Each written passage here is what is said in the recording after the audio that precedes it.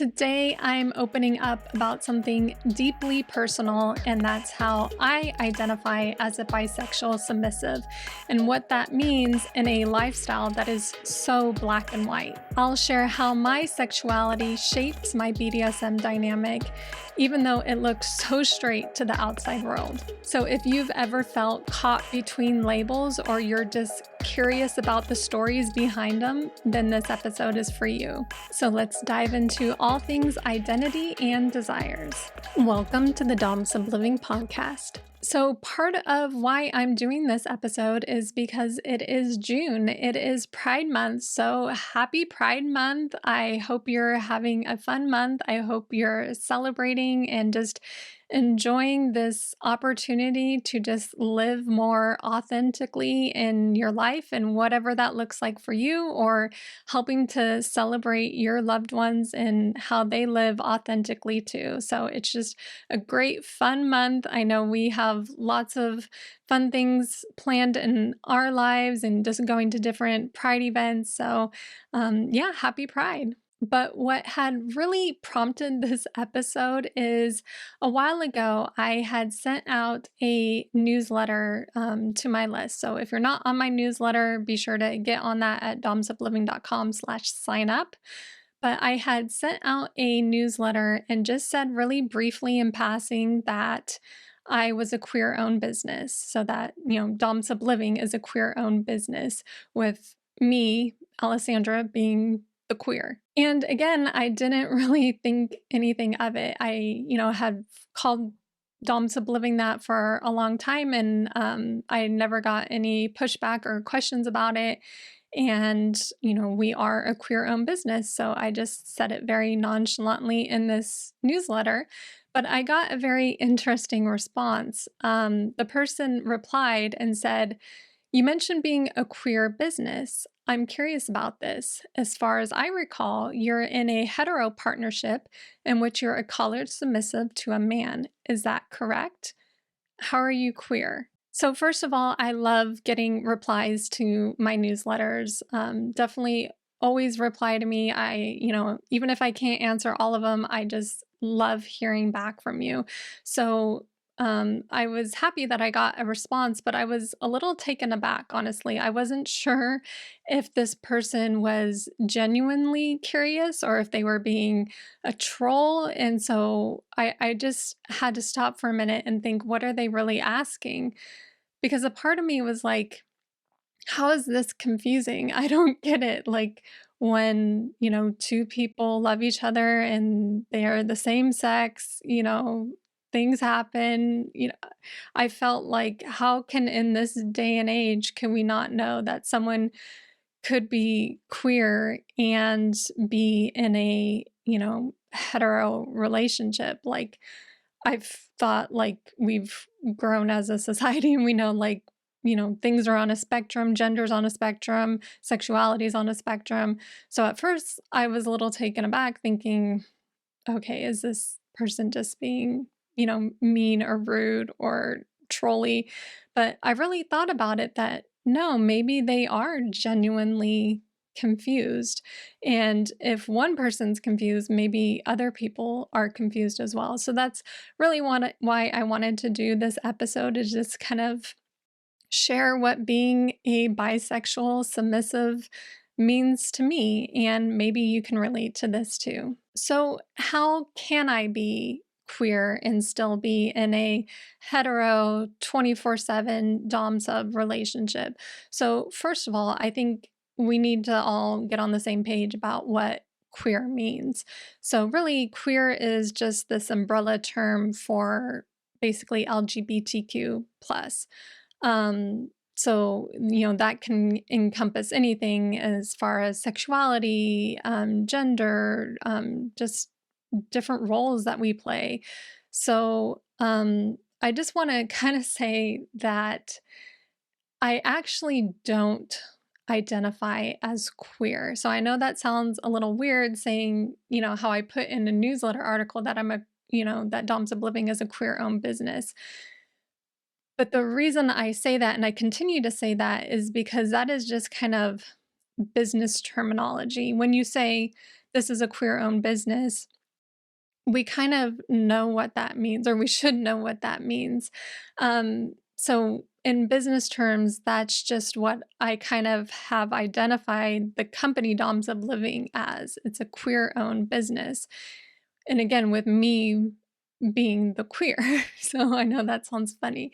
But as for me personally, I don't use that term to describe myself. So I've kind of struggled with what is the right term for myself, and I'm still struggling with it. So I don't have a full 100% answer as to, yes, this is what I am. And if you're LGBTQ, you probably have struggled with this as well, or even just in the BDSM lifestyle. We get so hung up on labels and, am I a master? Am I just a dom? Am I a sub? Am I a slave? Am I a little girl? Like, there's so many things we can call ourselves, and we don't want to put ourselves in a box. And it is really personal, and it just has to fit, and it has to feel good. And so far on my journey, like, I haven't found that yet, but I've played around with a few different labels. But the term I've kind of used a lot, and that actually just feels the best when I say it, is just that I'm gay. And I know that sounds extremely weird because I am in, this outward facing heterosexual relationship with my dom, Jay, who's my husband. But gay is just seem what has naturally fit. I think, because it is so simple to say that, it's a full sentence, period at the end. It's gay is one syllable, and it almost just doesn't need an explanation. It just, to me, it just sounds so easy. And so for me, that's what it has felt like. If I were to put this on like it's an outfit, like, gay just feels like t-shirt and jeans to me. Like, that just what fits. I can't describe it because it's just so personal. And I'm sure, if you identify on the spectrum at all, like, you kind of feel this same way about whatever labels you have chosen. I've also played around with Homoflexible because that just seemed like it, on paper seemed to be what fit. Like, yes, I'm attracted to men. Yes, I'm attracted to women. Yes, I'm attracted to non-binary. But if you were to like put it on the Kinsey scale or whatever, like, I'm definitely leaning more towards the women.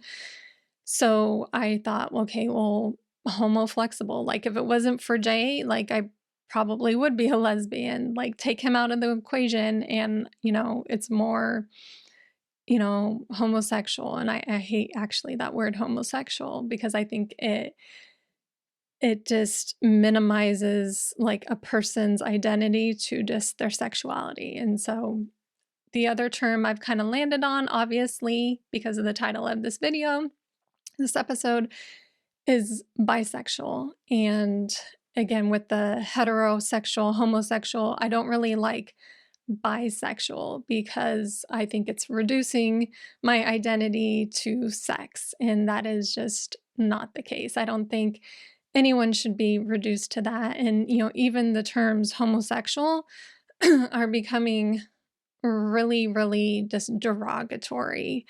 So, a lot of people who, are, you know, highly bigoted, are referring to people as just those terms.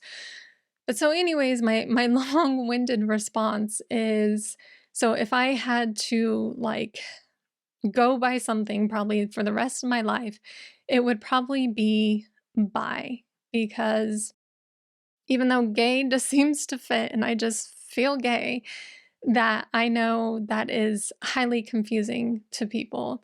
And I don't like bisexual because I don't want to be just, pigeonholed as to my sexuality. So I've kind of just taken the sexuality part out of it and just go by bi, because to me, bi is more than sex. It is your identity and encompasses like so many aspects of your life.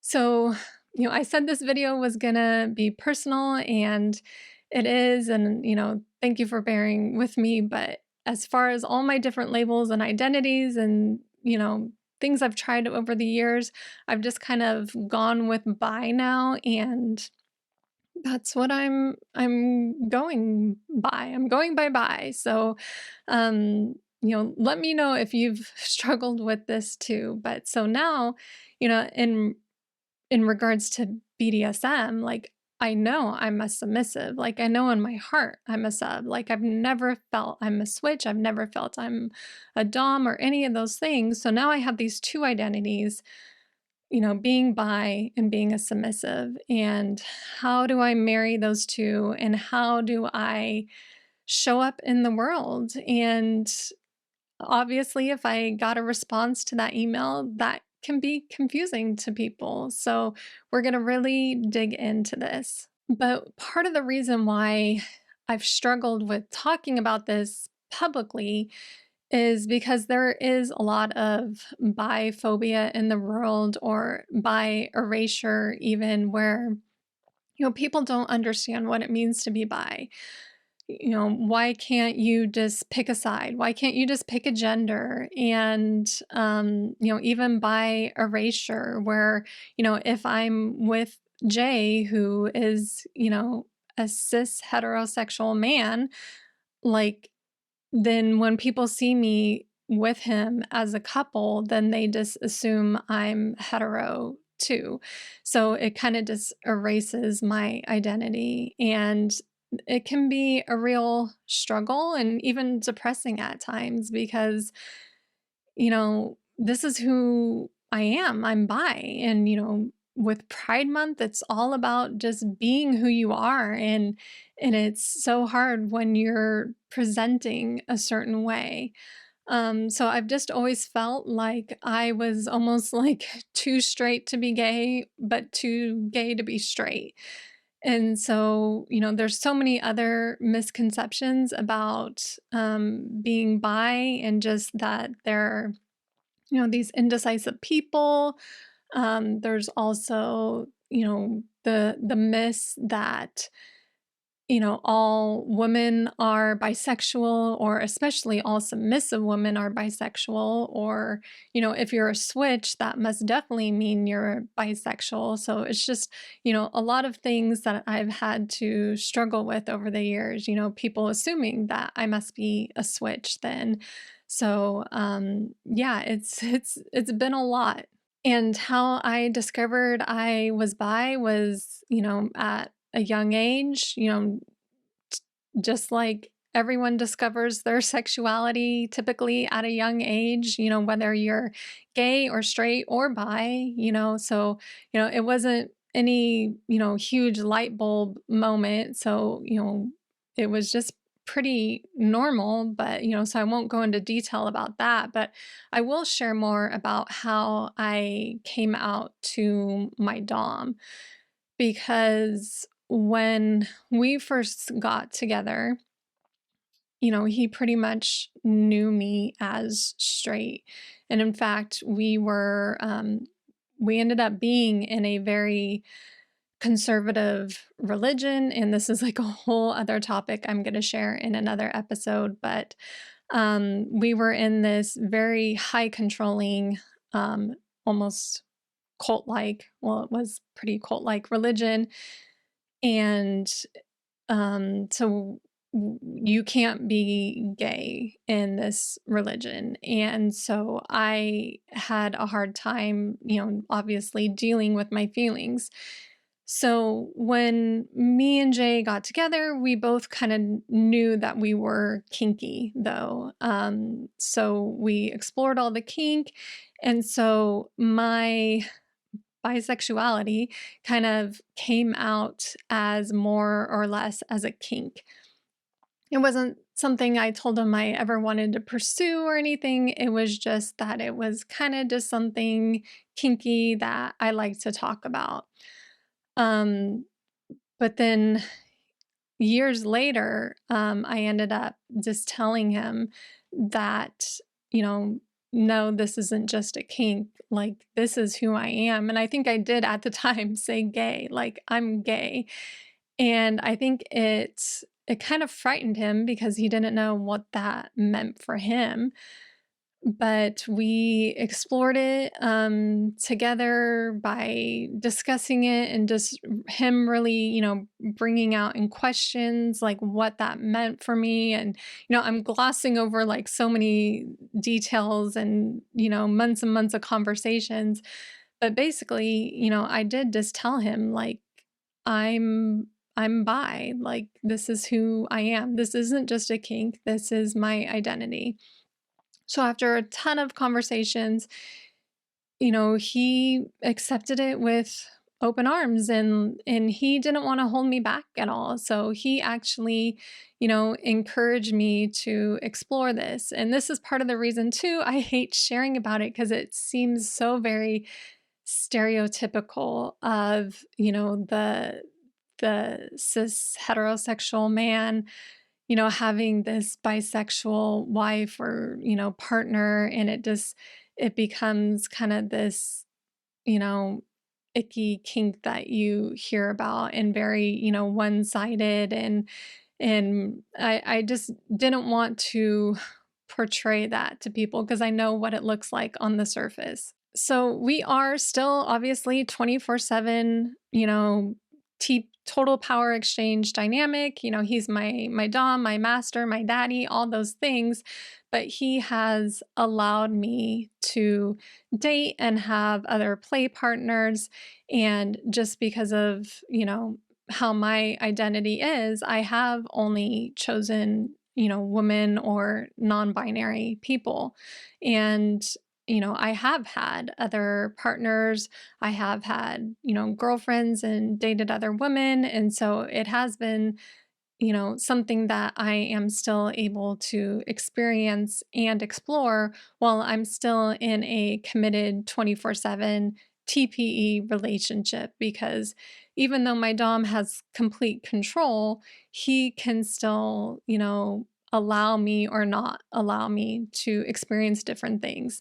And, again, I always feel like I have to put this disclaimer, but that is something I have consented to. So even though on paper that does sound so abusive, that yes, this is something I want. And so another way this just kind of starts getting really stereotypical and gross sounding is just my ideal like partner would be another sub, like almost like this sounds so gross, but like a sister sub kind of a thing.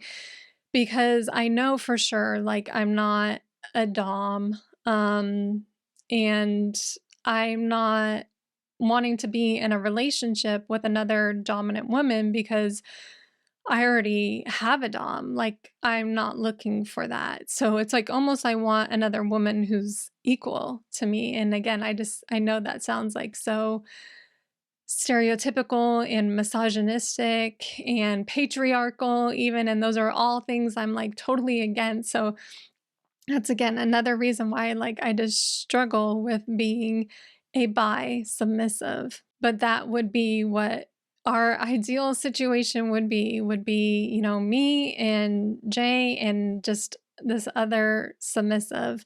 And I know in terms of like non-monogamy, like that is just, the perfect triad, would just be like the ultimate level of non-monogamy, and it's not even like that realistic when you're thinking about what polyamory looks like. But yeah, if I had to wave a magic wand, that's how it would be. And Jay has dated other women too, and I've always kind of joked that if him and another woman wanted to be in a relationship with me, that they would almost have to unicorn hunt me. So if you don't know what unicorn hunting is, it's where, usually it's, a straight man and a bisexual woman, and they're out trying to find another bisexual woman. And so again, that's why I just feel so gross sharing these things, because I know how like misogynistic and patriarchal it sounds, but we just kind of laughed,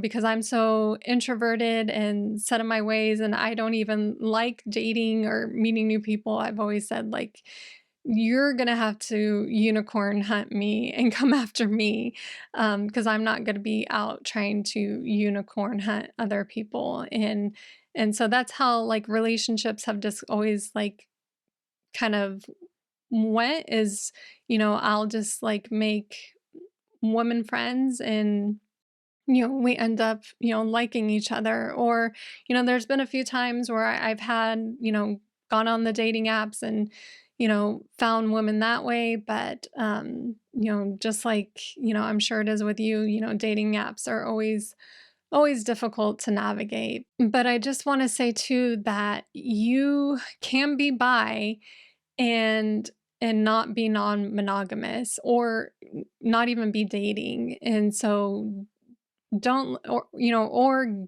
gay or lesbian, you can be any identity and you can still be single and not currently looking for someone. So, and that's where kind of like the bi erasure happens, where you're this person in this heterosexual relationship, but you're also bi, but you're not currently dating someone. So you don't have to date someone to make your sexuality or your identity valid. And that's even the same for BDSM. You don't need to have a partner to have your identity be valid. So if you're a dom, you don't have to have a sub in order to be a real dominant, or you don't have to, have a dom in order to be a real submissive. You can still be all those things even as a single person. So I just want to add that too. And I have had people ask me who know I'm in an open relationship, that our dynamic is open, and they'll, ask me, well, does Jay allow you to have other doms? Does Jay allow you to date other men? And the way I've always just described it is that our relationship is open, but I, again, just choose to date only women. And it's just kind of always been the case that when I have been with a woman, at least so far, that it's like I've almost always defaulted as the top. And this is kind of why a relationship with another woman kind of hasn't worked out, is because I think for a few reasons, and this is just my own hangups, but I think for one, like, I'm older and I tend to, for some reason, attract younger women. And I'm also tall, I think. And again, these are just stereotypes, but I'm older, I'm tall. I just, always think like I attract bottoms. And um so yeah, I just always kind of default to the top. And so that's why like a relationship hasn't ever worked out. And I'm not looking for another woman to dom me either. And so I'm just looking for someone who's equal to me as a submissive. And again, that's like the ultimate level in polyamory, is to kind of find that balance. And so, it may never happen, but just for the point, I'm not looking for other men because I have a man. Like, I heard it described once by another person in a similar situation as myself, where they said, I don't want lots of men. I don't want to date other men. I just want one man. And I think that is the case with me. Like, I could be attracted to all women, have crushes on tons of women, and non-binary too, but I just want one dominant man, and I have that. So, yeah, that's why, even though we've opened up our relationship, I'm not being with other doms or other men for that matter. And there are other challenges I want to bring out about being a bi submissive, or even being a bi dom. I'm sure these things apply too. So one of the biggest challenges is just kind of navigating different kink spaces. Um, because especially I've noticed here in LA and especially in San Francisco, a lot of groups and events will be for queers only, LGBTQ only, and those spaces need to be there. Queer people need to have their own spaces, and I totally get that. But it can be hard because, obviously I'm in a dynamic with a straight man, so it's hard, when I want him to come to these events with me and, it wouldn't be right for him to come. And I totally understand that.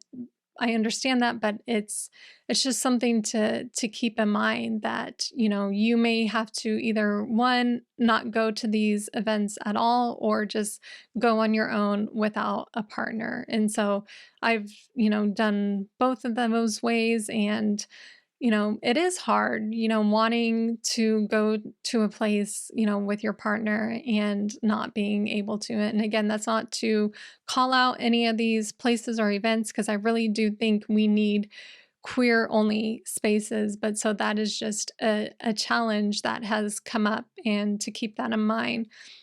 But I will say that the BDSM community is very accepting and welcoming of the LGBTQ community, and pretty much vice versa. They're pretty much accepting of others. There is a whole debate about, they call it kink at Pride, and whether or not kink should be a part of Pride. And, you'll have groups like, leather groups that'll, come to Pride parades and Pride events. And, there's a whole, controversy about whether or not that is okay.